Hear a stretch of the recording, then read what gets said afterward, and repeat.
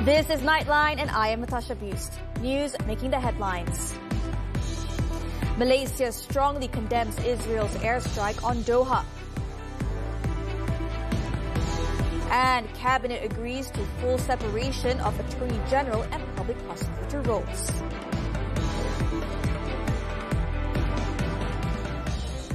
Malaysia has condemned Israel's strike on Doha, with Prime Minister Datuk Seri Anwar Ibrahim calling it a wanton act of aggression and a violation of Qatar's sovereignty and international law. He said Malaysia is ready to engage with fellow Islamic nations through the Organisation of Islamic Cooperation or OIC on the matter. Kalau perlu, saya akan hubungi Amir Qatar, termasuk juga beberapa pemimpin Islam lain, Presiden Erdogan dan Crown Prince Perdana Menteri Muhammad bin Salman dan lain-lain untuk memikirkan sama ada keperluan, kerana kebiadaban Israel itu keterlaluan. Dia boleh menyerang mana-mana negara atas apa alasan pun, dan ini kita telah mengutuk keras sikap mereka.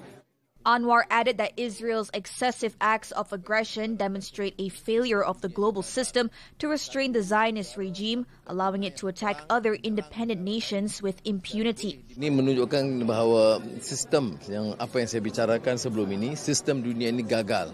Satu negara melakukan jenayah terang menyerang negara lain dan boleh dibiarkan begitu rupa. Ini akan merosakkan seluruh sistem dan tatanan dunia. Earlier, the Prime Minister said Israel's actions against Qatar, a nation recognized for its role in mediation and dialogue in the Middle East, demonstrated utter contempt for peace and diplomacy. He emphasized that the strike recklessly endangered civilian lives, struck at the very heart of a sovereign capital, and threatened to inflame an already fragile region. He added that Malaysia stands in full solidarity with Qatar and calls on the international community to hold Israel accountable for the outrageous aggression. Meanwhile, Wisma Putra has confirmed that no Malaysians were affected by Israel's attack on Doha. Malaysia's ambassador to Qatar, Muhammad Faisal Razali, said the situation in the Gulf state is secure and under control. Despite this, Malaysians in the country have been advised to remain vigilant and avoid the area affected by the incident. Pihak kedutaan sentiasa berhubung rapat dengan semua rakyat Malaysia di Qatar. Mereka sentiasa dinasihatkan untuk mengikuti perkembangan semasa, mendaftarkan diri dengan kedutaan dan hanya mendapatkan maklumat sahih dari pihak Wisma Putra dan pihak berkuasa Qatar.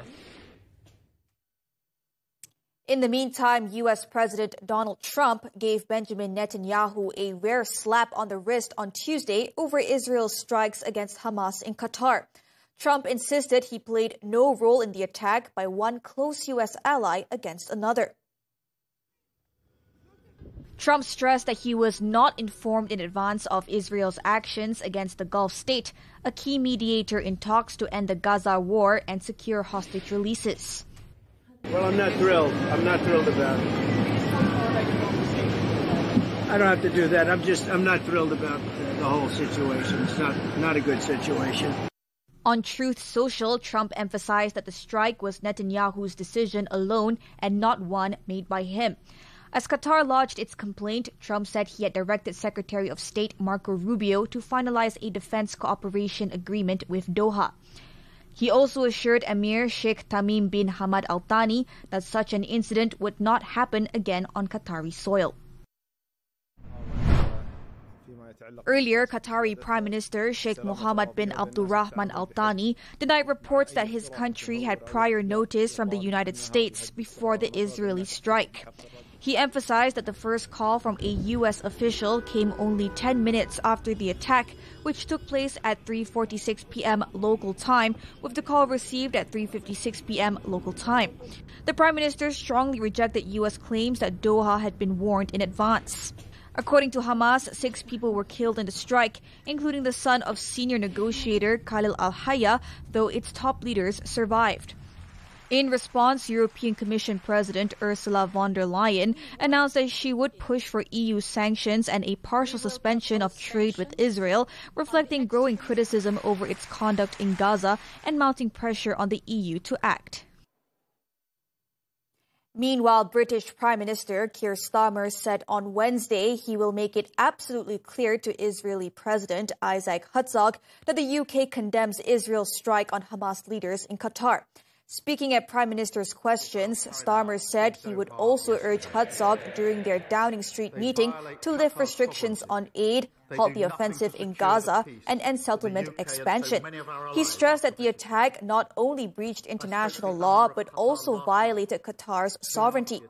The meeting had already drawn criticism before the strike, which hit Hamas figures in Doha as they met to discuss a U.S. ceasefire proposal. Meanwhile, another vessel, the Alma, from the global Sumud Flotilla humanitarian mission, was hit by a drone while moored in Tunisian waters on Tuesday night. 3 Malaysians were among those on board, but no injuries were reported. The incident was confirmed early Wednesday morning by one of the activists, Ahmad Musa Al-Nawairi Kamaruzaman, the founder of Cinta Salam Malaysia. According to him, the boat carrying himself, Lilia Balkis and Sul Aidil was targeted by a drone at around 11:20 p.m. on Tuesday night, sparking a fire and causing damage to the vessel's top deck. Another activist known as Cosme said the incident occurred just as she was beginning her night shift when she heard a strange noise. Heard at around 11:15, we heard a weird sound from the west side, I think, and we immediately saw there was a drone. We were not sure if it had a material on it or not, in order to call for an emergency, and it struck on the top deck. Meanwhile, all 15 Malaysian representatives in the humanitarian mission have arrived safely in Tunisia. One of them, however, required medical treatment upon arrival. Sumud Nusantara announced that so far, 22 out of 24 vessels have successfully arrived in Tunisia for the humanitarian mission. The group said the first drone attack on one of the ships at a Tunisian port late Monday night remains under investigation. Despite this, Sumud Nusantara confirmed that the mission will proceed as scheduled. The humanitarian effort unites over 1,000 activists from 44 countries aboard more than 50 ships, aiming to break Israel's siege on Gaza and deliver relief supplies to its people. The cabinet has agreed in principle to a full separation of the roles of the Attorney General and the public prosecutor. The two positions will now have independent and equal standing under the federal constitution.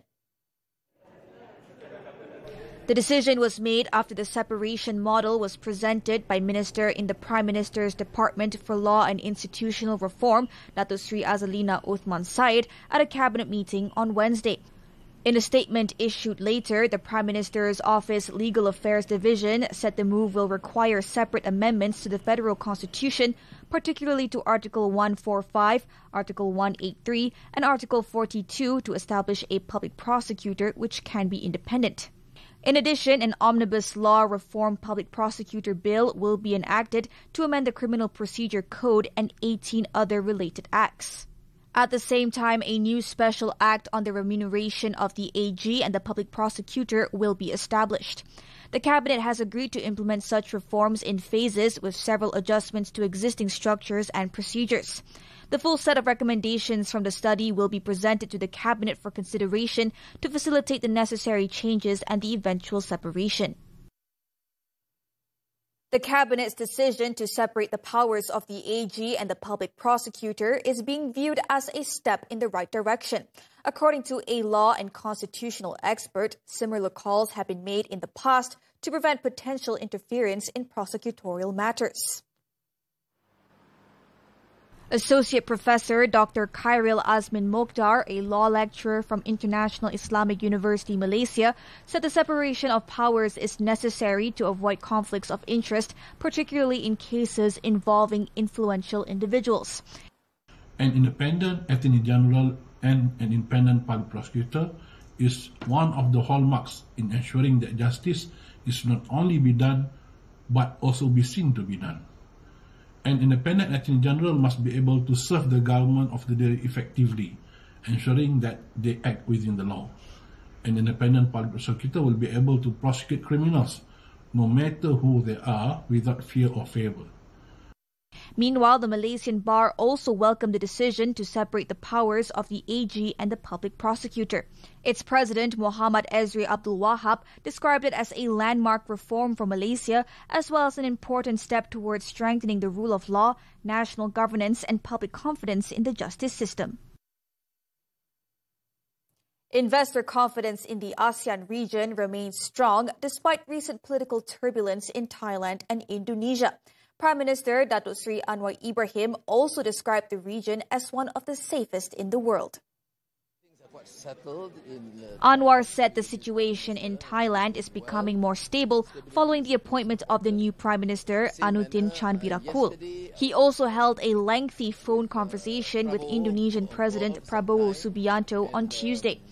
Things are quite almost back to normal.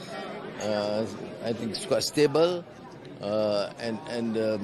We have not seen any negative reaction from investors. We hope they will continue to place confidence because, as I have said and I maintain, that ASEAN is relatively the most peaceful region. Anwar told reporters this after officiating the 9th International Conference on Social Sciences and Humanities in Putrajaya on Wednesday. Anutin was appointed as Thailand's 32nd Prime Minister on September 5th with parliamentary support, replacing Paetongtarn Shinawatra, who was ousted over an ethics scandal. In Indonesia, President Prabowo carried out a cabinet reshuffle affecting 5 key ministries, including replacing several existing ministers. The federal government will impose a full ban on the sale of electronic cigarettes or vape products as part of efforts to curb their misuse. In a written reply in the Dewan Negara on Wednesday, Health Minister Datuk Seri Dr. Zulkifli Ahmad said the ban will be introduced in stages, starting with a prohibition on open system vaping devices and will gradually extend to all types of vape products. However, Dr. Zulkifli did not specify a timeline for the full implementation of the ban on vape sales. He added that the Health Ministry has already held detailed discussions with key ministries and agencies. His ministry also supports the move by 6 state governments, namely Johor, Kelantan, Terengganu, Perlis, Kedah and Pahang, to stop issuing or renewing vape sales licenses through their respective local authorities.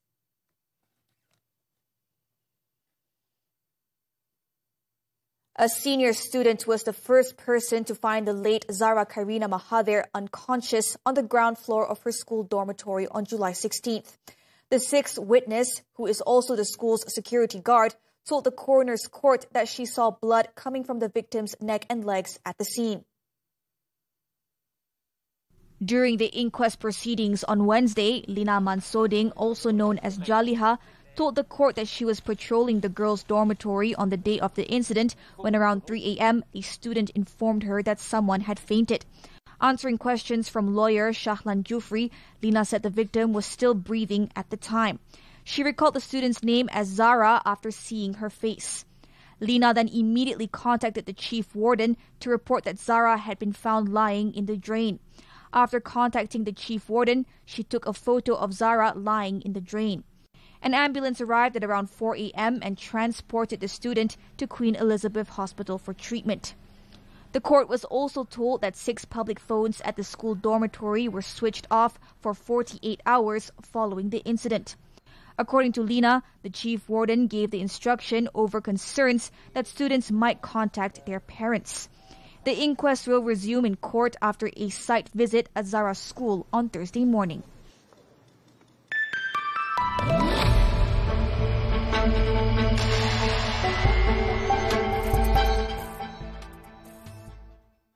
The European Union has officially acknowledged the Malaysian Sustainable Palm Oil MSPO certification as a credible sustainability standard.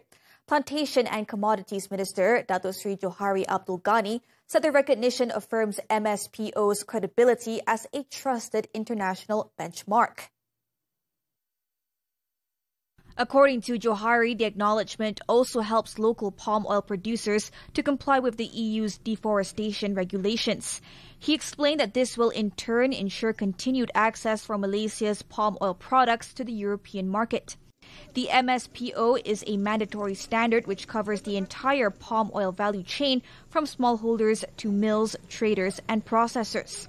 It provides assurance in terms of legal compliance, deadlines, and digital traceability, while also ensuring that more than 500,000 smallholders are fully included in the sustainability agenda.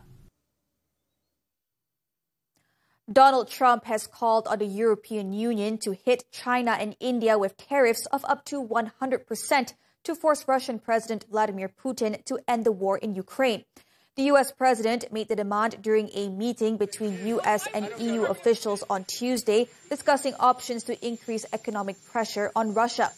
China and India are major buyers of Russian oil, which helps to keep the country's economy and war machine afloat. Last month, the U.S. imposed a 50% tariff on goods from India, which included a 25% penalty for its transactions with Russia. If the EU does impose the tariffs on China and India, it would mark a change to its approach of attempting to isolate Russia with sanctions rather than levies.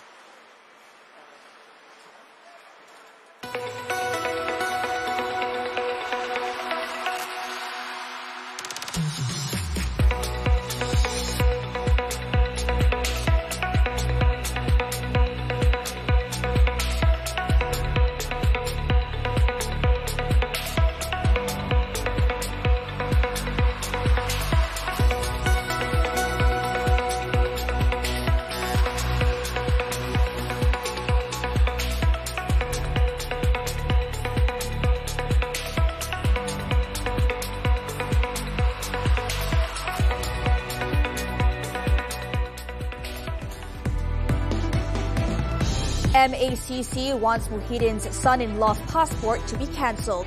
This and more after this breather.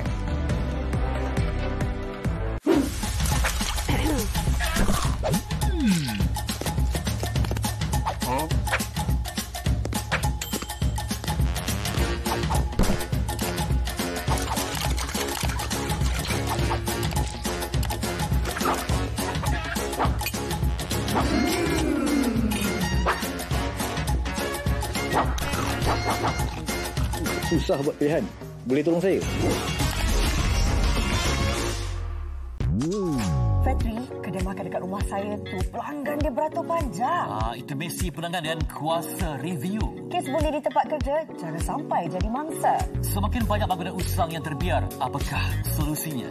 Ketika ziarah orang sakit atau yang sudah meninggal dunia, adab perlu jadi keutamaan. Cuti sekolah bakal bermula, uruskan kewangan anda dengan bijak. Isnin hingga Jumaat jam 10 pagi. Stream lagi tonton juga eksklusif di TV3. Unlocking the future of business.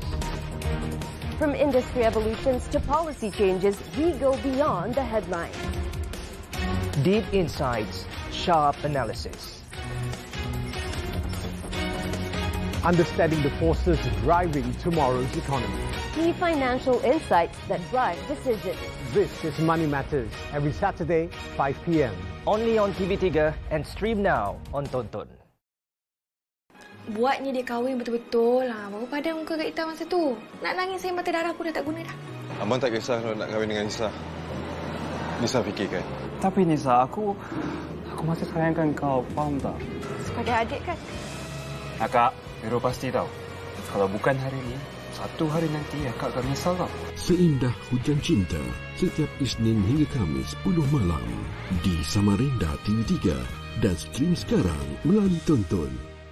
The Malaysian Anti-Corruption Commission and the Customs Department have crippled a smuggling syndicate that manipulated import and export declaration forms to evade duties on cigarettes and liquor. The special operation, codenamed Op Lung, led to the arrest of 2 men in their 30s and 40s. The operation, launched on Tuesday, saw raids conducted on 15 companies and 5 business premises in the Klang Valley that had been identified as illegal storage facilities. During the raids, officers uncovered large quantities of liquor of various brands believed to have been smuggled into the country without tax declarations. The 2 suspects, a company director and a manager, were apprehended after they were called in to give statements at the MACC headquarters in Putrajaya on Tuesday. The duo was then remanded for 3 days after an application was made at the Putrajaya Magistrates Court on Wednesday. MACC Chief Commissioner Tan Sri Azam Baki said initial investigations uncovered at least 500,000 ringgit in unpaid duties. The Commission has also frozen 14 company accounts and 4 individual accounts involving a total of 2.4 million ringgit. Azam added that the amount is expected to increase as more companies and individuals believed to be complicit are traced, with further arrests anticipated in the coming days. In another development, the MACC believes that Datuk Sri Muhammad Adlan Burhan, son-in-law of former Prime Minister Tan Sri Muhyiddin Yassin, is currently in a Middle Eastern country. According to Azam, the MACC has requested that the Home Ministry cancel Adlan's passport as the country does not have an extradition treaty with Malaysia. Speaking to reporters after attending an event in Petaling Jaya on Wednesday, Azam said the request is aimed at restricting the individual's movements while efforts to locate him continue. I cannot mention the name of the country where we don't have any treaty. We don't have any extradition treaty with them, but we are trying to negotiate, or we talk to the country as to how that we can bring him back to our country. The businessman and lawyer Mansoor Saad are wanted by the MACC in connection with a probe into the alleged misappropriation of funds from a government project involving the registration, recruitment and storage of biometric data of foreign workers under a ministry. Both men reportedly left Malaysia on May 17th and 21st, 2023, respectively. In Selangor, the Chief Executive Officer of Global Equine Services and Business Holdings, or GISBH, and 3 of its former accountants were charged at the Shah Alam Sessions Court with 273 counts of money laundering amounting to 43.9 million ringgit. All 4 claimed trial after the charges were read to them before Judge Awang Karisnada Awang Mahmud.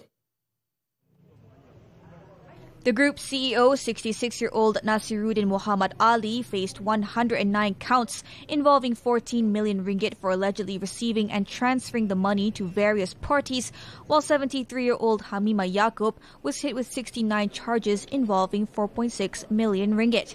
54-year-old Muhammad Kushairi Osman was served with 54 charges amounting to 20.3 million ringgit. His wife, Asmanira Muhammad Ramli, aged 45, was slapped with 41 counts totaling 5 million ringgit. The offences were allegedly committed between 2020 and 2024 through 10 bank accounts in Bandar Baru Bangi, Rawang and Subang Perdana. All of the charges were framed under the Anti-Money Laundering, Anti-Terrorism Financing and Proceeds of Unlawful Activities Act. The court denied bail for Nasiruddin as he is currently being detained under the Security Offences Special Measures Act, or SOSMA.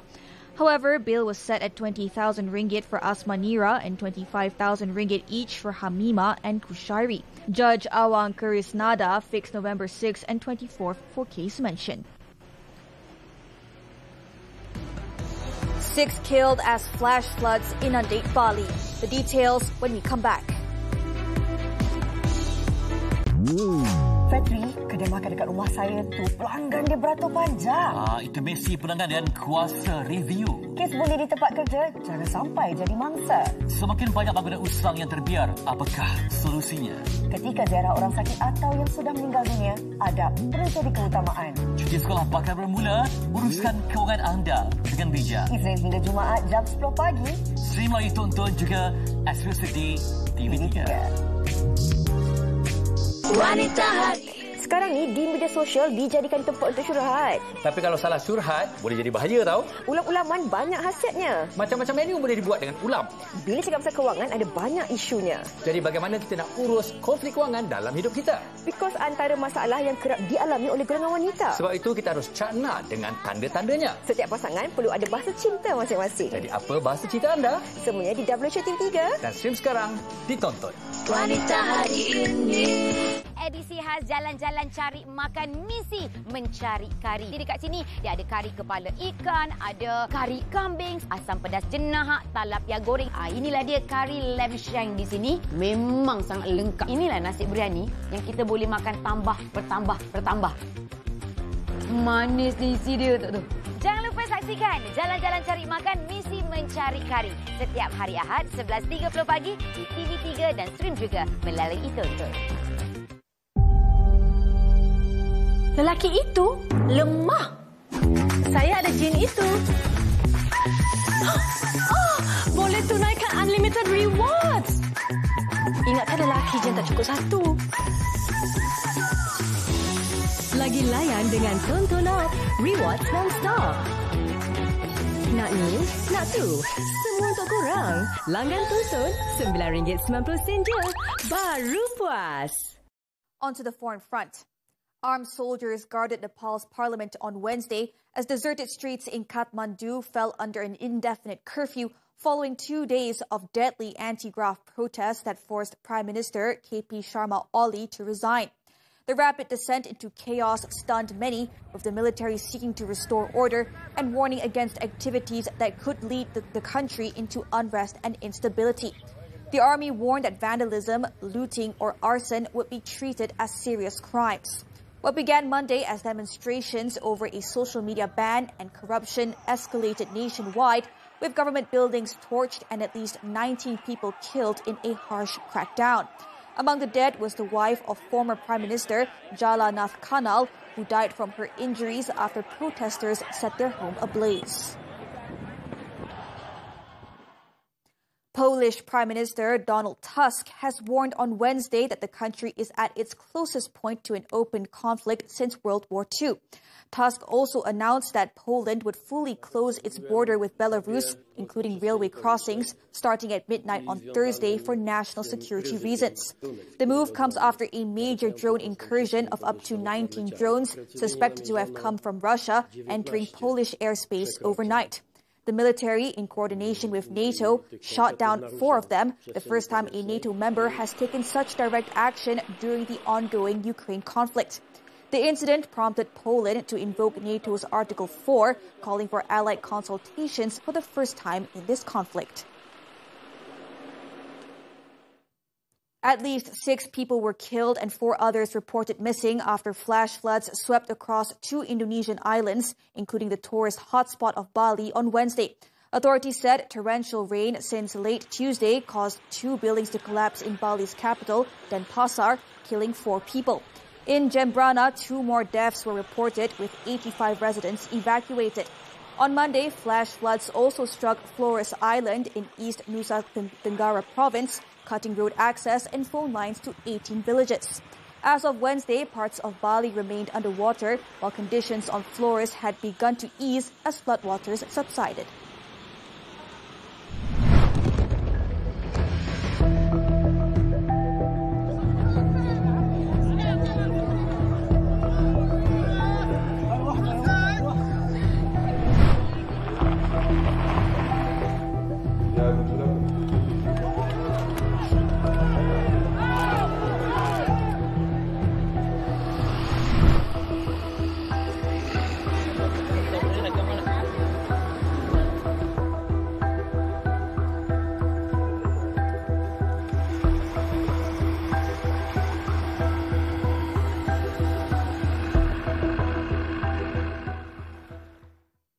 On to sports now, badminton and the 2025 Hong Kong Open.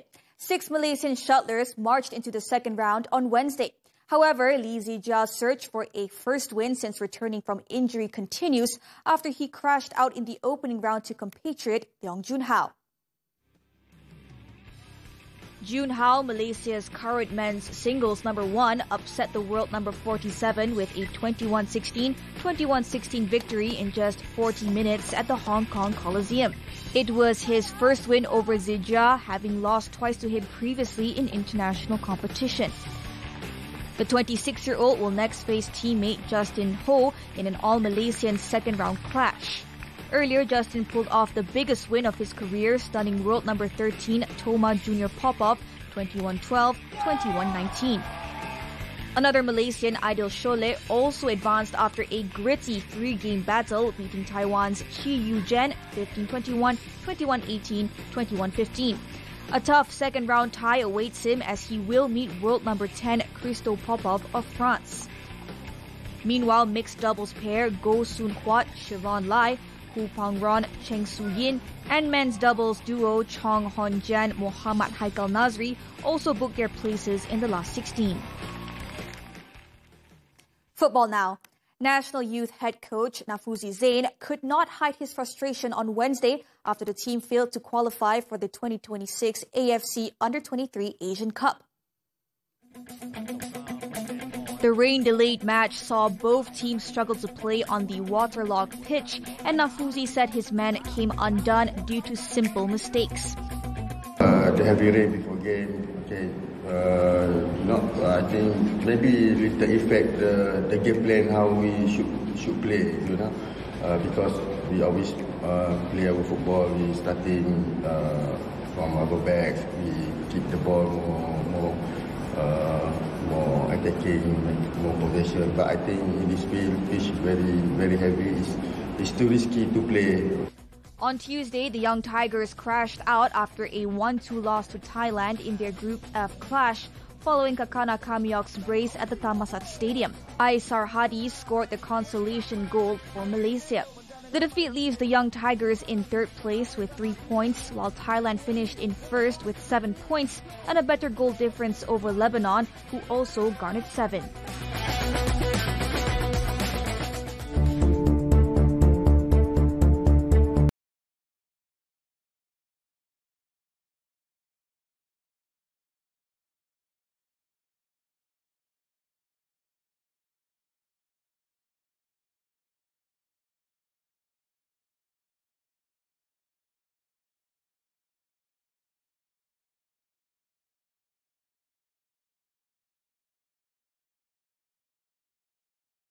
And that concludes Nightline this time around. Before we leave, let's take a look at an international fair in Beijing where robotics and AI companies showcase their latest technology, with visitors trying out virtual reality games like shooting and racing simulators.